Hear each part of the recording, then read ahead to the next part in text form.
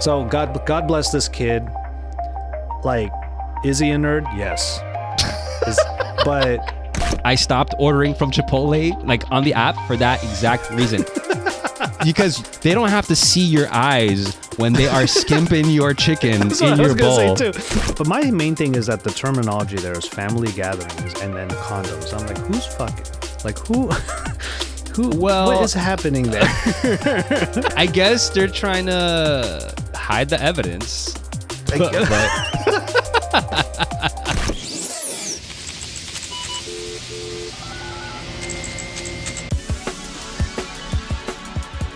Welcome to episode 18 of Cybernut. I'm your host, Enrique VT. This is the continuation of last week's show with Joshua Vergara. On this episode, we reminisce on how we first met in the tech space. Then we'll dive into the Cyber Scoop, where we'll read some funny tech headlines.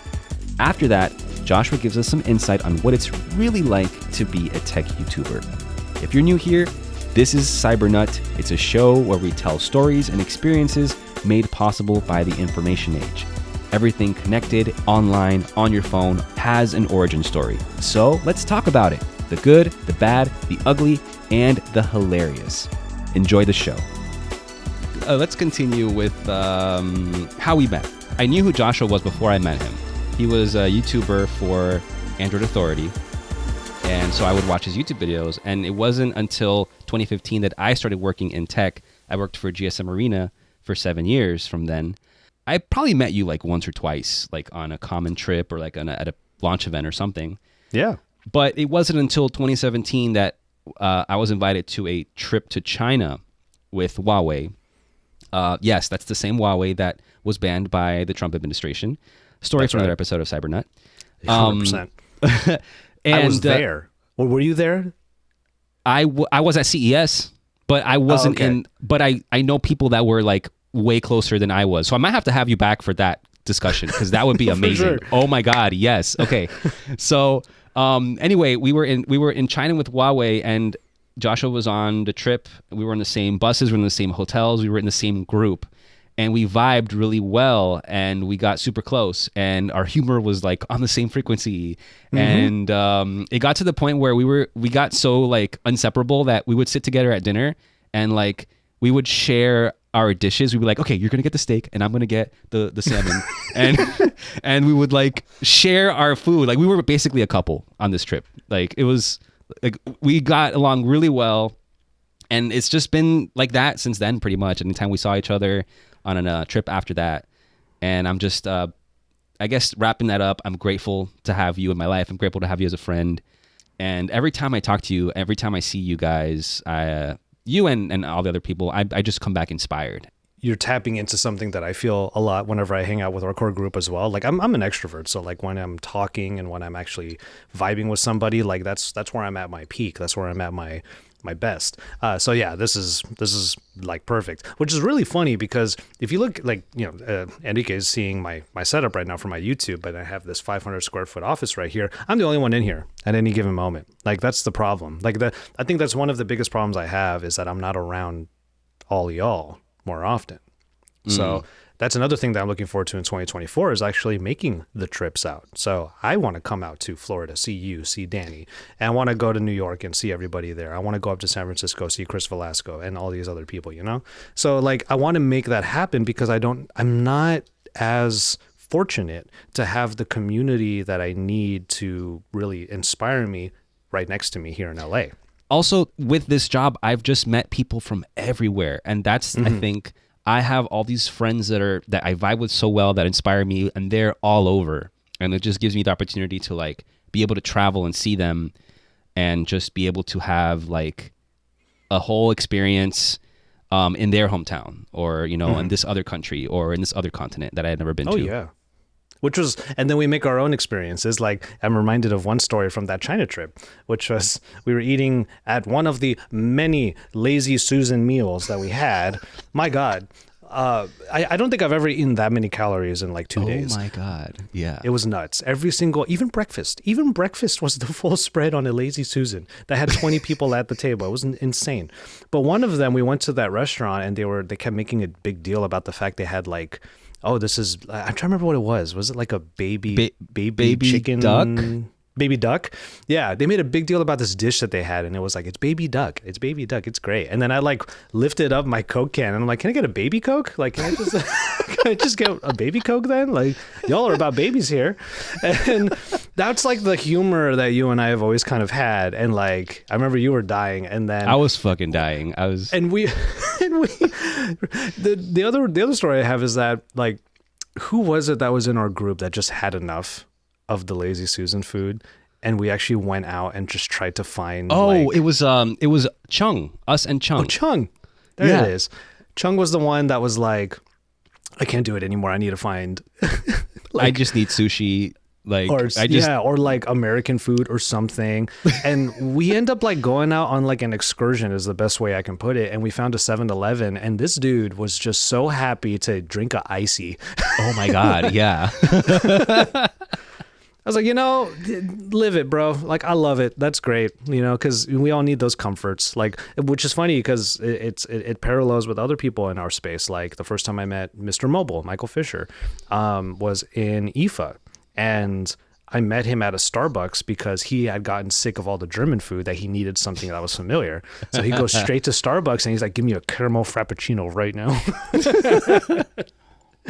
And I'm like, yeah, I mean, we travel a lot, or we did travel a lot. And yeah, we got to experience new types of experiences with new people. And like, it was a great time. And that China trip was the first of a fair amount, honestly, like moving forward. Like I've been fortunate enough this past year to go back to China one time because I'm like the only one with a visa still. And, and fair enough, right? Right. And it was a good time. It was good to be able to go back. I wonder when we're going to have another, like, many of us go to China again, because I don't think we've done that since around that time. I don't know. I guess it's going to depend on which Chinese maker is going to make it big in the U.S. again, but I don't know. Maybe. Yeah. Maybe. I don't know. But that's the thing. Like, a lot of the Chinese companies, though, they're all about, like, let's do our event in Europe. Like, let's do our event in some other country, like they're still skeptical about bringing people out to like Beijing. Which makes sense. I mean, given what is it called? The tension between China and US or whatever. Yeah. But anyhow, yeah, that's pretty much that's how we met. We're gonna retreat from that. Yeah, let's just stop right there. We don't need to go further. China and the U.S. Anyway. You're listening to Cybernut.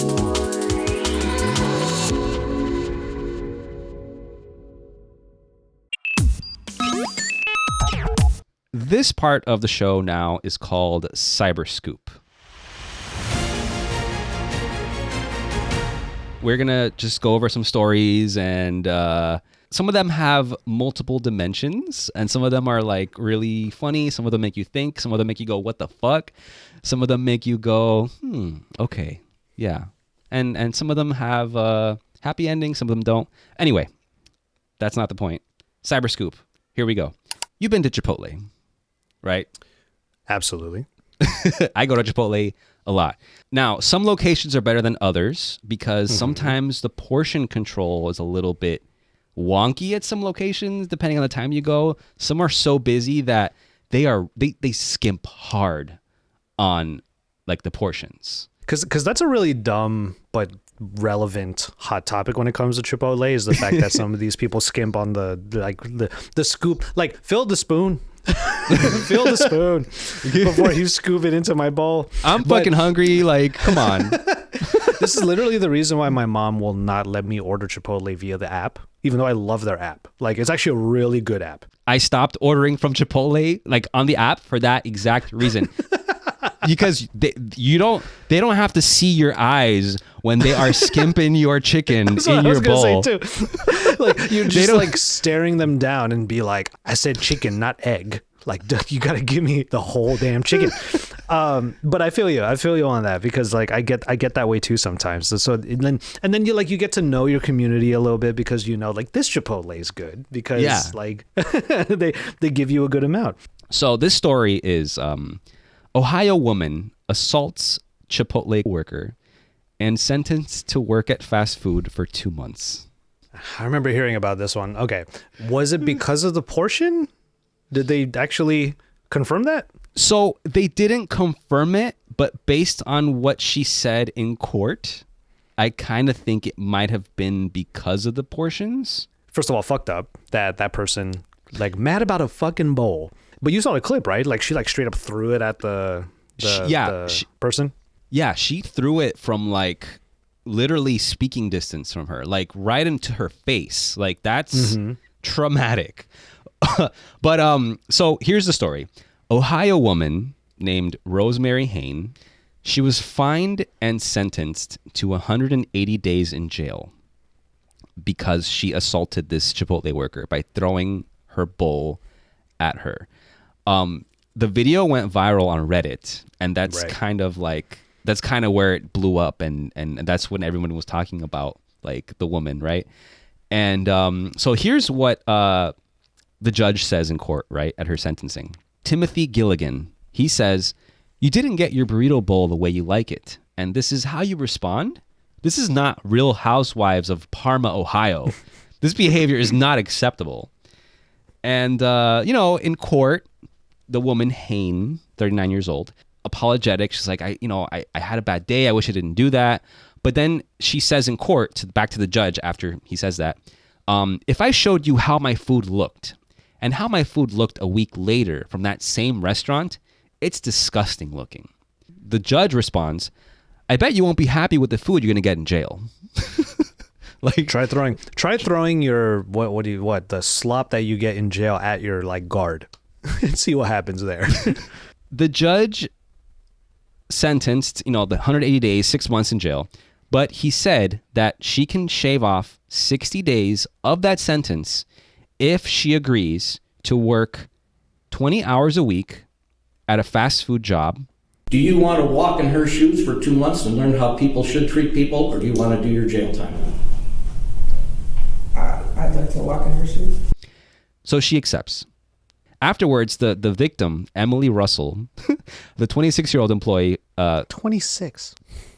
She quit shortly after the whole thing happened. She was traumatized, like, naturally, like, and especially after going viral and being interviewed on the news. I would have quit too. Like, that's too much attention of, like, having a Chipotle bowl thrown at you. That's a lot. Yeah, that's what you're going to be known for. In one of the interviews, she said that she's glad that her assaulter didn't get a slap on the wrist. Mm-hmm. And she was kind of like, now she's going to see the work it takes to work in customer service at a restaurant. And then the end of the story is that someone started a GoFundMe account for her and it raised over $10,000. Now, I'm glad that you clarified, because there's some people who are reporting on this story saying that she didn't get the jail sentence and only had to go work at a fast food restaurant for 2 months. In reality, she got both. So she got both. 4 months. Yeah. She's getting 4. She got fined, 4 months in jail, and she has to work at a fast food restaurant for 2 months. I think it would have been even better if Emily Russell still worked at that Chipotle and they made her work at that same Chipotle. Oh, I would have quit right then and there if I was Emily. If she had to come back and work with me, I would have been like, peace, I'm out. Like, I would not have stayed. If I was Emily Russell, like, a 26-year-old being able to boss around a 39-year-old who, like, assaulted you, like, that's some just desserts right there. Like, okay. I'd be petty as hell with that person. Okay, that in that dynamic, then I agree. If I had to manage her, like, my assaulter, and be like, what are you going to do now? You want me to call the judge? Mm-hmm. Yeah, exactly. You better pick up that fucking chicken. That's right. Yeah. But, like, it's just nuts. Like, there's people are just upset these days. Doesn't it feel like that? Like, people are just mad nowadays, and especially around the holiday season. 100%. Someone who was a Starbucks employee on TikTok, she was saying, like, the number of times I've had to soft parent fully grown adults because I don't have this one syrup is ridiculous. Right. Like she's just saying, like, people don't know how to accept that you can't have this thing at this moment. And when you don't know how to accept it, you don't know how to process that, you get angry and you start throwing things. And that's what they learned maybe as kids. They don't know how to communicate their feelings. We just give people too much choice. We give people way too much choice. Like, you ever see those people who go to Starbucks and they're like, I want a caramel macchiato with, and then they list off like 10 different things. And then at the end, they have the gall to put the term upside down.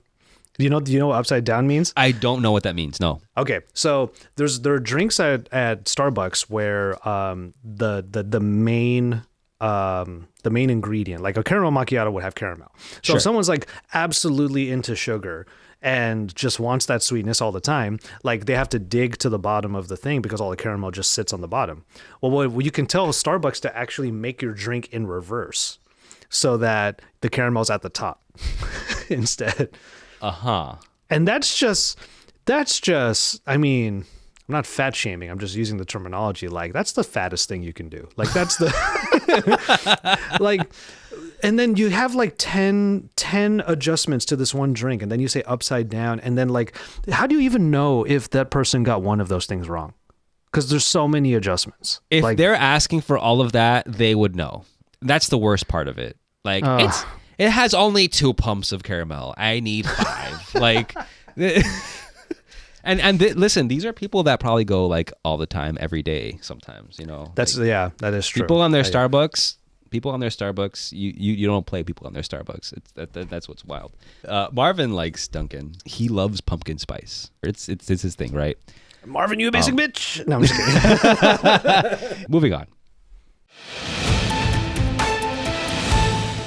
There's a lot of hate towards Android in general, at least in the US. And, you know, regardless of what you like, whether you use Android or iPhone, all OSs are beautiful. All OSs matter. All OSs are valid. This is the energy I'm putting out on this. Clip this. This. I'm going to clip that. Regardless of what you like, if you work in deliveries, you know, you're dashing, Ubering or whatever, you need a phone, you need to have an app, and it'll work on both, Android or iPhone, you know, whatever. You can still work, you can still do stuff. This next story, a woman in DC who didn't give her name to the news, so we don't know who her name is. She's doing Uber Eats and Instacart really late at night, going into the morning, and her husband calls her husband of the year, and you're about to find out why. Husband is amazing. Says, I'll meet you at the front of our apartment. I'll go park your car for you so you can get inside and get, you know, be relieved from work, right? So she agrees. She comes home, and then the husband gets in the car and goes to park the car 2 blocks away. The husband gets mugged by 2 thieves in DC. 2 masked men riding in a black BMW take the husband's wallet, keys to the truck that she was driving. The truck, like, that's how she makes money. And his phone, right? And it's so fucked. Like, this, to her, you know, she's like, damn, this is how I make my money. This is how I make my living. This is how I get around. And you're over here trying to take my shit. Like, the fuck, you know? She's upset, of course. On top of all of that, the thieves have the audacity to tell the man, oh, I don't want this phone. It's not an iPhone. Here, take it back. Oh my God. Both of them armed with guns.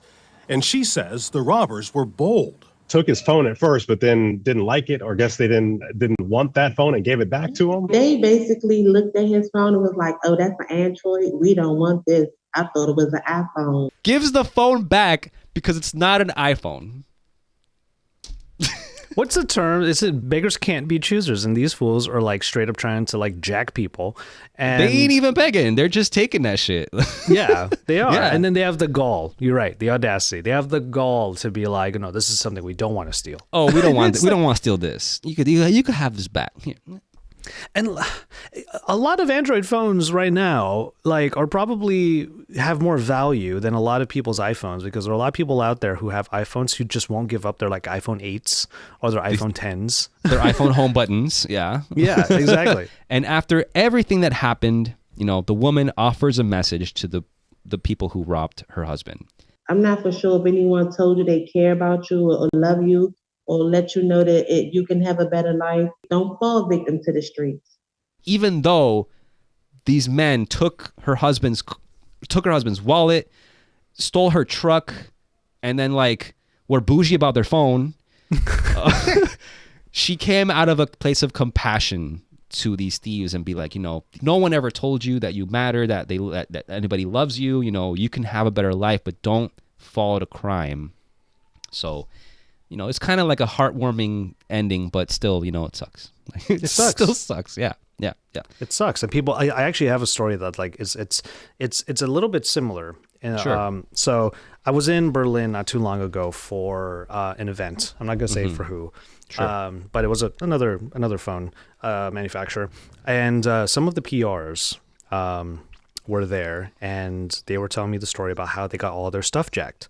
Because you wouldn't think this would happen in Berlin. Like this is a story you think would happen in San Francisco, where they rented a car, they had all of their stuff in there, and they were just like, they couldn't check into the hotel yet, so they just like left all their stuff in the car, parked it somewhere, and went out for lunch.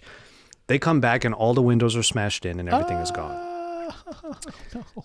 And this was in Europe, right? So this was in Berlin, and so all their stuff got jacked, right?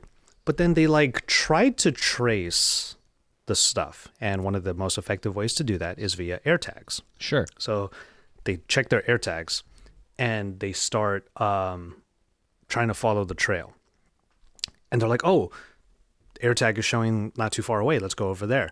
So they go over to it, and in the bushes on the side of the street are all of the Apple products just dumped on the side. Wow. Now, two things. Number one, you could look at it simplistically and be like, oh, well, they didn't want the Apple stuff. For some reason, they didn't want all that. But the other thing is that probably they were smart enough to know that they could be tracked by all of the Apple products because of the Find My features. Exactly. But when they first said the story, they were like, we thought they just hated Apple. So like that would have been funny if that were actually the case. But it just sucks that they had to get all of that like taken, and only certain things got dumped for very particular reasons. So like in a way you could track any one of the devices that might have been stolen. But for whatever reason, these guys were just like, oh, they're Apple. We gotta discard them right away. Yeah. Yeah. Reddit comments. We got some Reddit comments on this. Top comment on this story: Android phone plus manual transmission vehicle equals theft proof. And by that metric, you're living your best life right now. Because I do have a manual transmission car. I love me a manual transmission, which they say is the best anti-theft system in America. Because Americans don't drive stick shift. I mean, I can attest to that. I drive an EV, for God's sake. So yeah. The next comment after that says, so I guess if I ever get robbed, I should just show them I have an Android, and the robber will be like, ew, I don't want this. The self-defense technique I never knew.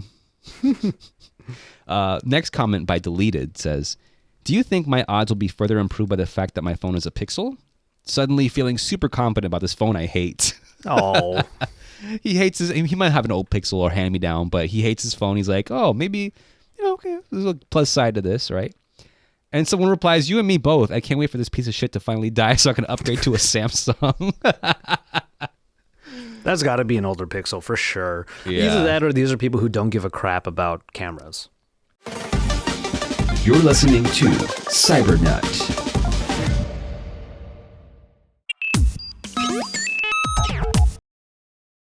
What's something that nobody tells you about becoming a full-time YouTuber? You're not just a YouTuber. Like that's the thing no one tells you. You think you're going to get into YouTube making videos and making content and having a personality and having a presence on the internet, but then no one tells you about making a company. No one tells you about talking to PR people, being your own PR, always constantly being in the inbox all the time. No one tells you about like actually how to do your taxes as a YouTuber. No one tells you about all these things. And when you think you get into YouTube just because you think you're good at making videos, and then like that's a subjective thing, obviously, whether or not your content is actually good.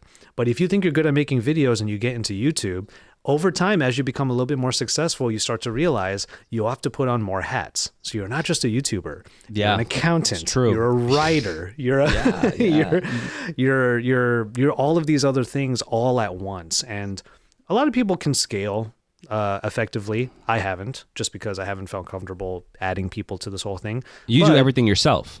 I do literally everything myself. I do have an accountant, but that's a family accountant. He just helps me. Sure. But that's going to change even You know, and I haven't really made this too public, but I can say here without giving too many details. I'm finally going to actually like build a company. I'm actually finally in this upcoming year going to like have an actual LLC and doing all these things, and you know, maybe I'm going to hire on 1 or 2 people and whatnot. So I think it's time, and like that's the thing. Like no one tells you that you will eventually have to think about that. Yeah, and this is true. Like a YouTube, running a YouTube channel and living full time off of YouTube is literally running a business where you are the face. You are the writer, you are the director, you are the camera person, you are literally everything that a business needs. Marketing, PR, sales, because you have to pitch yourself. You have to get those sponsorships. So it's a lot of work. It is. And it's easier than ever to make content. Let me just say that. But all of the other stuff is still based upon just the way the world has worked for many, many years. You still have to make a company. You still have to do your taxes. You still have to do all these other things. Yeah. So like, yeah, as easy as it is to make content now, you could do it literally with your phone. And if you put a little bit of thought into it, you can have great content, become successful and whatnot, as long as you're diligent and you don't give up on a vision, have a vision. Yeah. But then once all that stuff starts to like actually make you money and you're starting to figure that stuff out, then now there's all these other things you got to figure out. And that has nothing to do with YouTube ultimately. So one of these days we can expand upon that even more. But like my journey in YouTube has been something, I can give that whole story some other time, how I even got started at Android Authority and all that stuff. But like I usually tell people I'm the worst person to ask for advice when it comes to YouTube because I feel like I stumbled into it. Like it wasn't a trajectory I ever thought I was going to get into, because it wasn't that wasn't the world back then. Now kids literally grow up saying, I want to be a YouTuber. It's crazy that kids actually say that. Yeah. But anyway, before I belabor the point too much.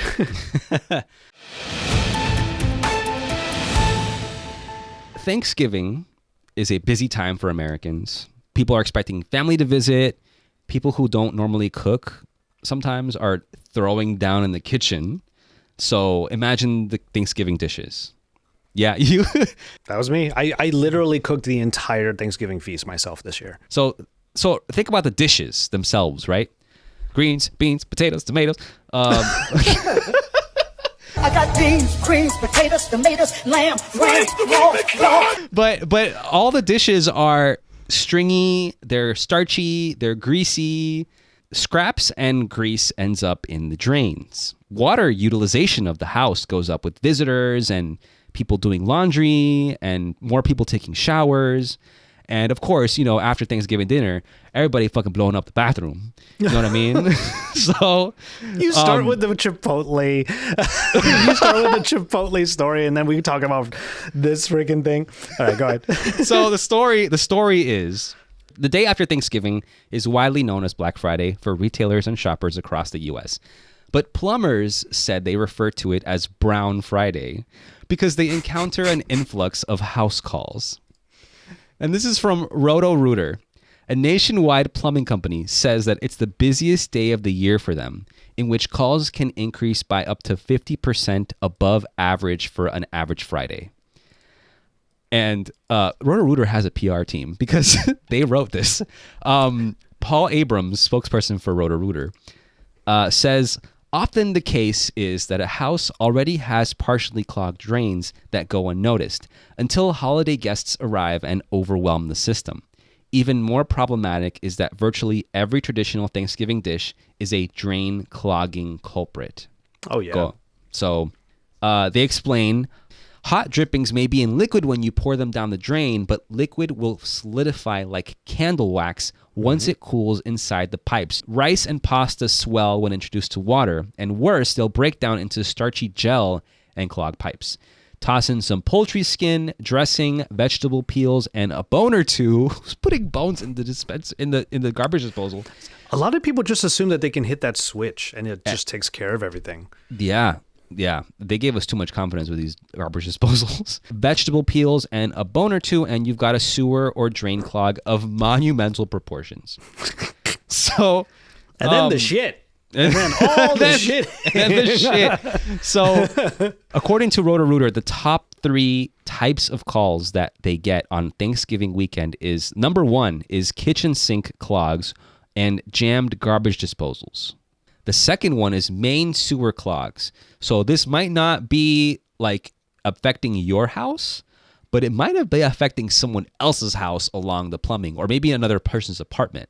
So main sewer clogs is just when all the drains in the area just can't go down, right? And number 3 is toilet clogs, which naturally. Roto-Rooter gives some recommendations and tips for your next holiday meal, Thanksgiving meal, whatever, right? And there's certain things you can do to just prevent major things like this happening. No fats or oils down the drain. Wipe pots and pans with paper towels and throw it away. So they're going to solidify in the drain. Garbage disposal. No stringy, fibrous, or starchy waste. No potato peels, celery, fruit, or meat scraps. Don't put those in the drain. Throw them away or make a compost. Next is wait 10 minutes between showers to let the water go down. Don't flush cotton balls, swabs, hair, or wet wipes down the drain.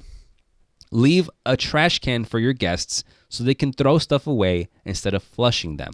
I don't know if people think that you can that cotton balls, swabs. Yeah, swabs. Like, they're not going to dissolve with water. Like, they must think that these are flushable. I don't know. And actually, in a lot of countries where bidets are actually very common, or washlets or bidets, like when you do your business, you like wash your ass, but then when you actually wipe with the toilet paper, you don't flush the toilet paper. You're actually supposed to throw that in the garbage. The next tip, fix any known plumbing problems before your guests arrive, because your guests arriving are only going to make those problems worse. Another tip is, if you do have to call a plumber during the holidays, ask upfront if there's a holiday charge. And then the last tip is understanding DIY limits. So I guess this goes to like the house husbands who are convinced that they can fix the problem. Minor plumbing issues can turn catastrophic if not handled properly. So that's when the wife would be like, just call a plumber. And the guy's like, no, I can do it. Just call it. Yeah, just call the damn plumber. I mean, I can think of a few different situations where I or someone that I knew thought that they could like fix a leak, or they could fix like a clog or drain or something like that. Yeah. No, yeah. You don't want all that on you. No, like you don't. Professionals are there for a reason. Yeah. And if you think you feel bad because you're making the other person go through the muck, I mean, that's literally what they were trained to do. Yeah. Yeah. So I have just one Reddit comment here, just the top one. It says, as someone who used to be a plumber, I can attest it is not the food. It's so many people in large gatherings. Common sense is anything but, and people love to flush crap that shouldn't be flushed. Feminine products, napkins, turkey bones? Yeah, what the fuck? Paper plates? Listen to this. For the love of Mario and Luigi's crusty plungers, do not flush the turkey fryer oil.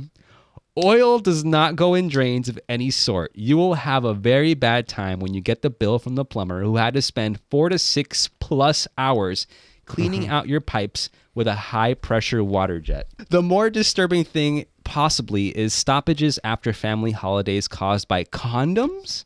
And I've seen quite a few wedding and family pictures stuck in a sewer line. What the fuck? How does it even make it in there? Family, don't let your crazy uncle talk politics, and I hope that was a date you brought because only one state is Alabama. Oh, wow. That's crazy though. Like condoms and like stoppages after family holidays caused by condoms. But my main thing is that the terminology there is family gatherings and then condoms. I'm like, who's fucking? Like who what is happening there? I guess they're trying to hide the evidence.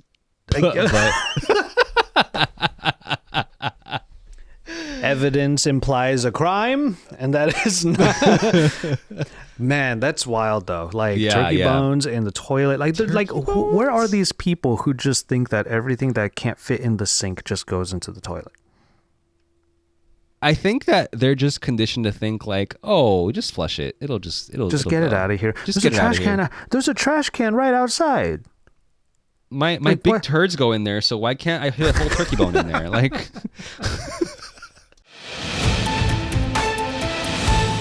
this next story, last story for now.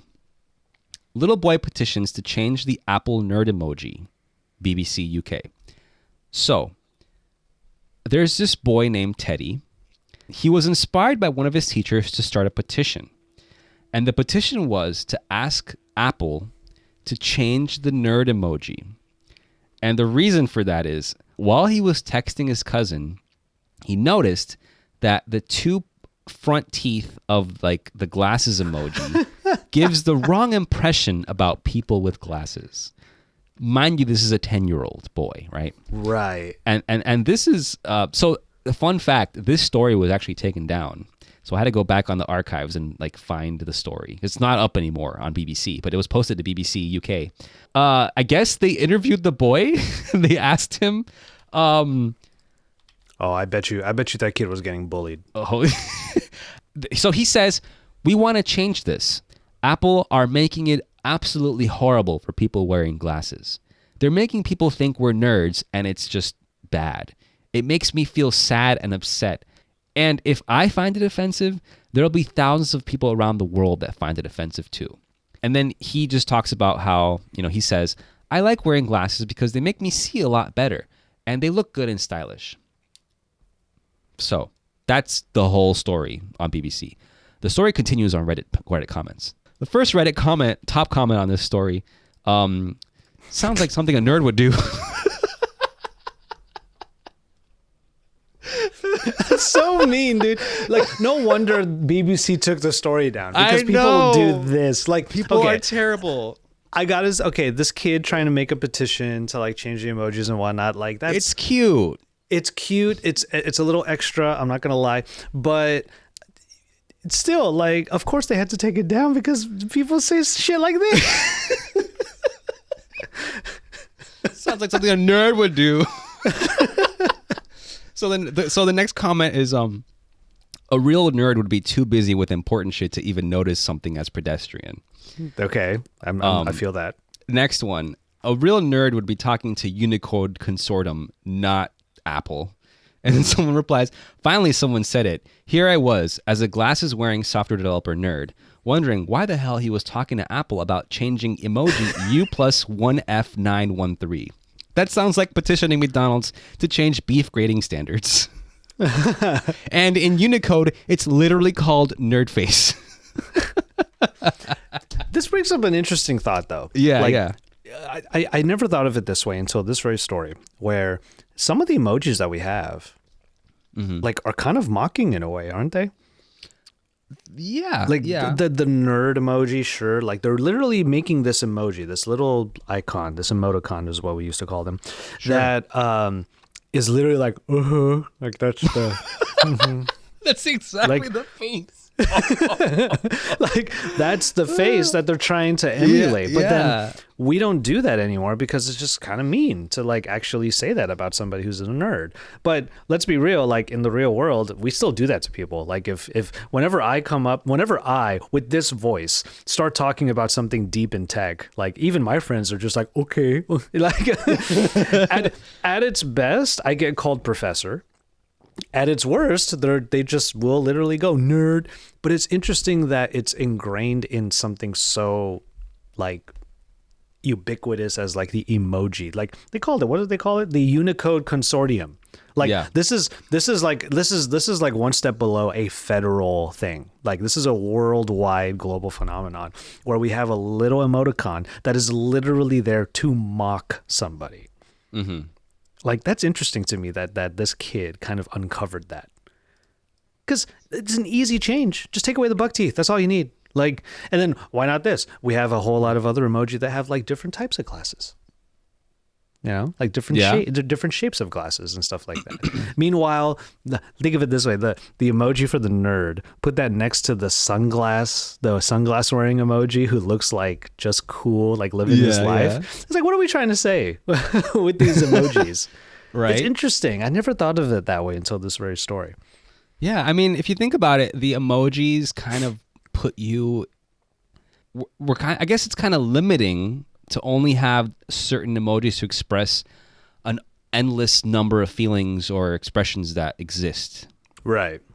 It's reductive. It reduces everything to like a caricature of what it truly is. Yes, exactly. Yeah. Mm-hmm. And then meanwhile, we have to get creative with shit like peaches and oh my God. eggplants. Do you remember when someone, I don't remember who, someone changed the peach emoji and everybody got mad and they changed it back? Really? Yes. I don't remember that. Yes. Oh my God. I have to look it up right now because that for sure, like on Wikipedia, in 2016, Apple attempted to redesign the emoji to less resemble buttocks. Later, some fans praised the emoji's comeback, but this was mostly met with fierce backlash in beta testing, and Apple reversed its decision by the time it went live to public. So, Apple tried to change the peach emoji to look less like a butt, and it didn't make it past beta. Like that's you know what they should have done. You could What? give that peach some buck teeth. That's what you should have done. buck teeth and glasses on a peach. This nerd ass. With your nerd ass. This poor kid. I hope this kid is okay. Let me just say that. I hope this kid is okay because like we all have those moments. Everyone is okay. This is something I've said very often. Like now that I have a niece, a 1-year-old niece, and I've been talking about like what screen time means for kids and all of that. Like you and I, like, you know, Enrique, you are younger than me, but I think you still have had this era in your life where Sure. the things that you did in, let's say, high school, even college to an extent, they didn't necessarily have to be known to everybody else via something like a social media platform. Conversely, we also didn't have every other person's opinion and whatever being thrusted upon us. So I think that every single kid, person, youth, whatever you want to call it, every single kid, it should be required that every kid be given the room to have an awkward phase. Sure. Because it's through the awkward phase that we learn how the real world actually works. Of course. Like it's right trial and now- error. Yeah. Right now, all kids know what cool is because of social media, because of influencers, because of celebrities. Right now, back in the day, I thought it was cool to mimic what The Rock does in a WWF ring. And while undoubtedly everyone looks back on it and goes, yeah, The Rock was cool back then, actually doing that in class, standing on a desk. Wait, not what were you cool. doing standing on a desk? He had this thing where he would have like his championship belt and he would like put it over his shoulder like this. And then he would, you know, if you smell what The Rock is cooking, he would do the, and he's like smelling, you know, and I would do that when I would do something that I thought was like an achievement. Like if I got like an A+ on a paper, I would stand on my desk and go like this and then like do that thing. Like everyone should have that awkward phase. Sure. And now we have kids who are like, they know too much in a way. Like, I'm not saying we shouldn't know a lot, but like they know too much. Like they know what cool is. And by knowing what cool is, and I'm putting that in quotation marks, that opens up like, they judge others. They judge their peers. And Hold judgment. on. Not judge. They be roasting, okay? Yeah. These kids be roasting these days, okay? Yeah. And now we have the term for it, like, which like bullying used to mean something different back when we were growing up. But now it's like bullying. Once you hear that word, it's like, that sucks.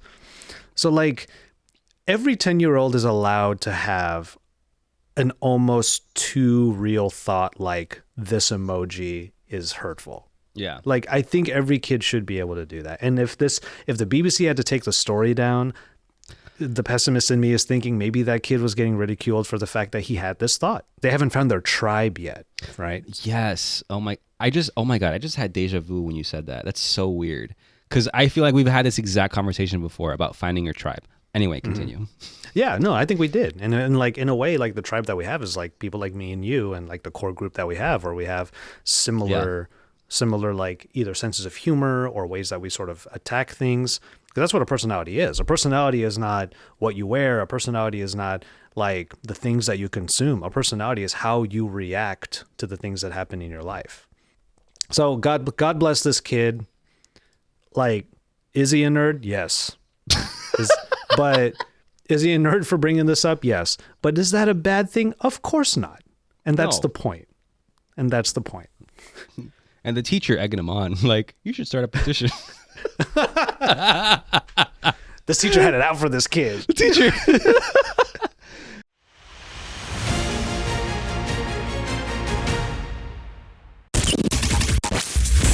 Like what you hear? Subscribe to the show at cybernutpod.com and follow us on socials at cybernutpod. Find links in the show notes. And now let's get back to the show.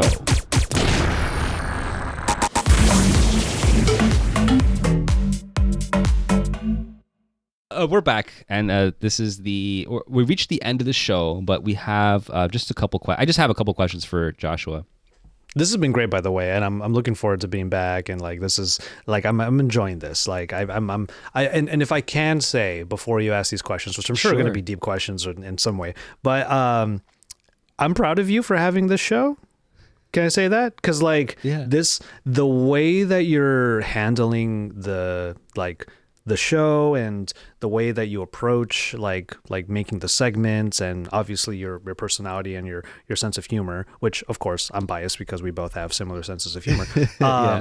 But it really speaks to how you are as a person, and I think like that's great. Like, you are finding your voice in this show, which I think is pretty great. Thank you, Joshua. Really appreciate that. That means a lot to me. Like, this is another like having you on this show is another full circle moment. Like, my first one was like having Michael Fisher on the show. You know, I admired Michael Fisher a lot. I had him on the show, but to be honest, when I had him on the show, I was not ready. Like I did not have stuff prepared. I was like scrambling. It had been a while since I recorded, and I'm not too proud of that episode. And and Michael didn't record his video. But that was a communication issue. I didn't communicate, and I didn't I didn't follow up and whatever. But this shit's hard. Podcasting's fucking hard, man. Yeah, I really love the topic. Tech still has a place in my heart, but just because I experienced it for like in a certain way for a while, I don't know. Like I'm still figuring out how to break back into it. Oh, sure. And I feel you so hard there, because like I'm trying to find the different ways of approaching the same amount or the same tech, the same products, the same content, just in a way that makes me, because I actually said this to a couple of our homies not too long ago at a show. I don't know if I love this anymore. Or like, I know I'm good at it and I know that I'm capable of it, but this has been a year, like I said at the top of the show, this has been a year where I focused more on my life than I have on my work. And my life is way better. Like I'm doing well, and I feel fulfilled in a lot of ways when it comes to my life. And then my work has just been my work, and that's okay. There's nothing wrong with it. It's just I want to get back to a place in this upcoming year where I'm actually loving my work again. And if that means I have to focus on it more than I focus on my life, that's okay too, because I have spent 2023 making sure my life is good. My life is okay. Good on you. Yeah. So I'm happy, but I'm happy that I might have the room to be able to do that. And by focusing on my work so that my life can still thrive. Yeah. That might mean I make a little bit less money. That's fine. That might mean that like my internet presence might not be quite as prominent as it was in the past. But you know what? That's all okay, because balancing means that you don't get literally everything in either end. Yeah, I agree. And, you know, on a personal level, like, I know you've been through a lot this year. And taking time to focus on yourself and on your personal stuff is a lot of work. And I'm glad that you're on the other side of it now. And I'm excited to see what's next. Same for you too. Like whatever it means for you to be back in this realm, like, we are going to have the biggest, we're not going to be hungover at the next day at the tech event, but whatever the next event is that you and I are actually at that same place together. Yeah.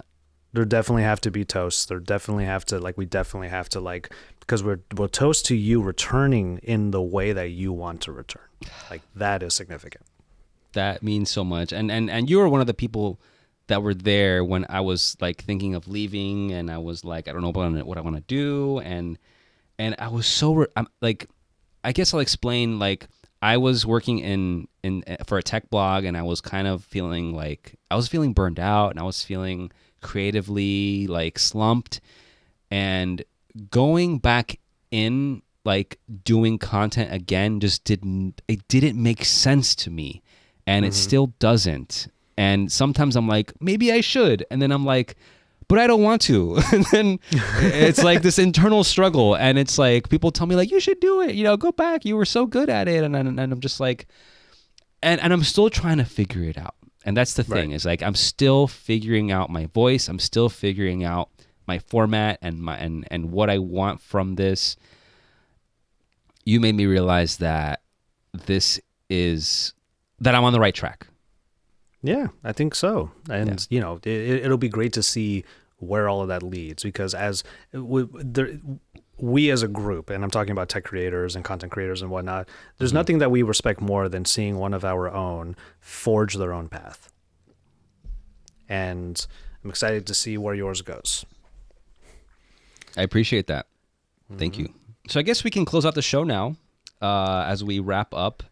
I wanted to thank you, Joshua, for being on the show. Again, I said this already on the show. I'm so grateful to have you in my life. You're a very good friend of mine. I love you. Seriously. I love you too. And I'm excited for what's next. I'm excited for our next episode, honestly. Yeah, so we can finish some of the stuff that we didn't get to cover, because see, this is the rundown that I need to have prepared for a show, where I'm like, not like, I guess we're done because I don't have enough material left. So yeah, and this was good. Like, it was nice. And if there's too much, then we just pick it up later, and then there you go. You're literally stacking content. Oh, YouTuber talk. You're literally stacking content, which is great. Yeah. So thanks again, Joshua, for being here, and hope to have you on again. And with that, we'll be signing off. I haven't thought of a snarky sign-off line yet for Cybernut. I guess you've been cybernutted. I don't know. What would be a good one? I gotta think about that too. I guess I'll grab you a towel. I don't know. All right. Thank you so much for listening to Cybernut. Now go clean up.